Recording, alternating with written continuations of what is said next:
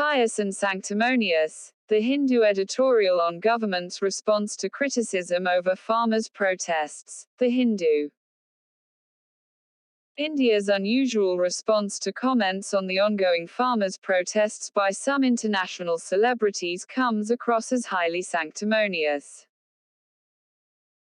The temptation of sensationalist social media hashtags and comments, especially when resorted to by celebrities and others, is neither accurate nor responsible, the Ministry of External Affairs said in a statement. It advised these celebrities to ascertain facts and properly understand the issues at hand, before rushing to comment on such matters. The response is somewhat supercilious in the immediate context of what singer and performer Rihanna had said in a single tweet. She had asked why the issue was not being talked about more, while drawing attention to a news report on the extraordinary measures taken by the government to put down the farmers' protests, including the laying of trenches and barricades and banning the internet. Other international personages who had ventured to talk about the issue included some lawmakers from the US and the UK. 2. But even that did not warrant a formal response from the government.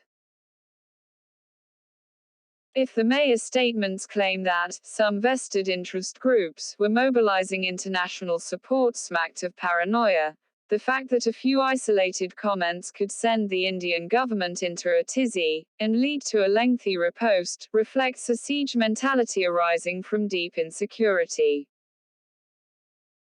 Whether it is organized dissent within the country, or informal criticism from elsewhere, it sees everything as a conspiracy against itself, a design on the country's unity and the stuff of propaganda. The registration of a police case after Greta Thunberg, the teenaged Swedish climate change activist, shared a protesters' toolkit on Twitter, has added another twist to this unedifying demonstration of touchiness. Many Indian celebrities, from the fields of cinema and sports, joined issue with Rihanna to state their case against what they saw as external interference.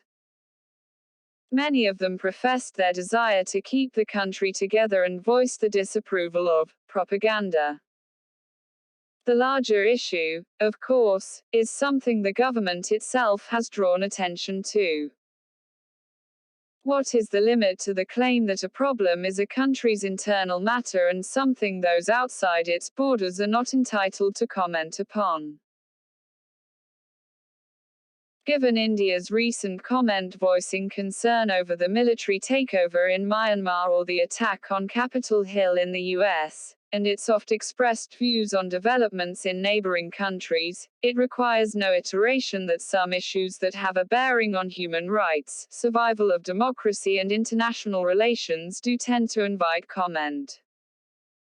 It is not as if only the farmers' protests have got traction overseas. The best way for the government to avoid international criticism is not to allow more people to see it as authoritarian, disrespectful of rights, and given to attempts to undermine institutions of democracy.